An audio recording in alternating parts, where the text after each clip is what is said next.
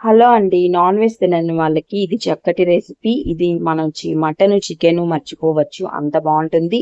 So, అంతే టేస్టీగాను ఉంటుంది. తప్పకుండా ట్రై చేయండి. ఇక్కడ నేను సోయా కీమా అయితే చేశాను. ఈ సోయా కీమా చేసుకోవడం కోసం ఇక్కడ నేను సోయా బీన్స్ అయితే తీసుకున్నానండి. సోయా చంక్స్ అన్నమాట. దీన్ని మిల్ మేకర్ కూడా అంటారు. సో, ఇవి 2 కప్పులు అయితే తీసుకున్నాను. 2 కప్పులు తీసుకొని వేడి నీళ్ళు వేసుకోవాలి. హాట్ వాటర్ వేసుకొని బాగా మిక్స్ చేసుకొని ఒక 10 నిమిషాలు అలాగే వదిలేసేయండి. వదిలేసిన తర్వాత వీటిని మొత్తం కూడాను వడకట్టుకోవాలన్నమాట. ఇలా వాటర్ అంతా రిమూవ్ చేసేయండి. ఇలా వాటర్ అంతా రిమూవ్ చేసేయాలి. చల్లార్చుకోవాలి. సో, ఈ వాటర్‌ని కూడాను మనము యూజ్ చేసుకోవచ్చు కర్రీస్‌లోకి. సో, ఇవన్నీ కూడాను సోయా చంక్స్ అన్నీ కూడాను మిక్సీ జార్‌లో వేసేసుకోండి. మిక్సీ జార్‌లో వేసుకొని ఇలా కోర్స్‌గా గ్రైండ్ అయితే చేసుకోవాలి. చాలా బావుంటుంది ఈ కర్రీ. తప్పకుండా ట్రై చేయండి. అండ్ ఇక్కడ కడాయి తీసుకొని కొద్దిగా ఆయిల్ అయితే వేసుకోండి. వేసుకున్న తర్వాత ఇక్కడ ఒక 100 గ్రాముల నుంచి 150 గ్రామ్స్ వరకు పన్నీర్ ముక్క అయితే తీసుకున్నాను. ఇలా డైరెక్ట్‌గాను మనము పసుపు వేసేసి ఇలాగా ఫ్రై చేసుకుంటే చాలా బావుంటుంది. ఇంకా మనకి ముక్కలు విరిగిపోకుండా ఉంటాయి. చక్కగా కట్ చేసేసుకొని పక్కన పెట్టేసుకోవచ్చు.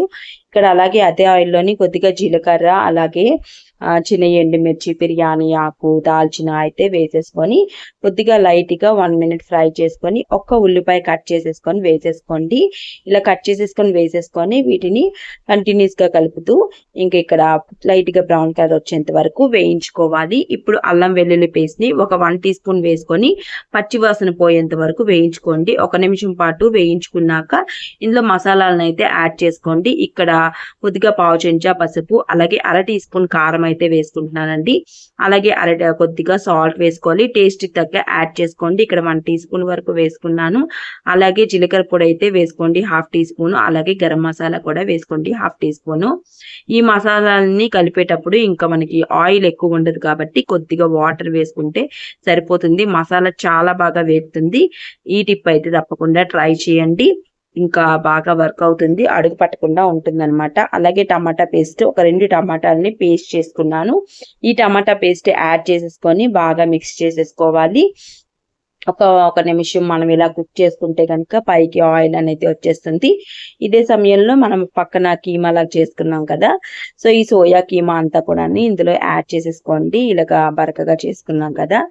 సో, ఇలా టేస్ట్ అనేది డైరెక్ట్‌గానే సోయా వేసుకోకుండాను ఇలాగా మనం మిక్సీ కొట్టుకొని వేసుకుంటే చాలా బావుంటుంది. ఇంకా మటన్ కీమా తిన్నంత టేస్ట్ అనేది వస్తుంది. ఇంకా అంత హెల్దీ కూడాను. మంచి ప్రోటీన్ ఉంటుంది.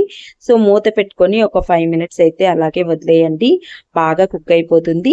సో, ఇలా కుక్ అయిపోయిన తర్వాత ఒకసారి బాగా మిక్స్ చేసుకోవాలి. ఇలా మిక్స్ చేసుకున్నప్పుడు లాస్ట్‌లోని పన్నీర్‌ని అయితే కట్ చేసేసుకొని వీటిని వేసేసుకోవాలి. ఇందులోని యాడ్ చేసేసుకొని ఒకసారి బాగా మిక్స్ చేసేసుకోండి.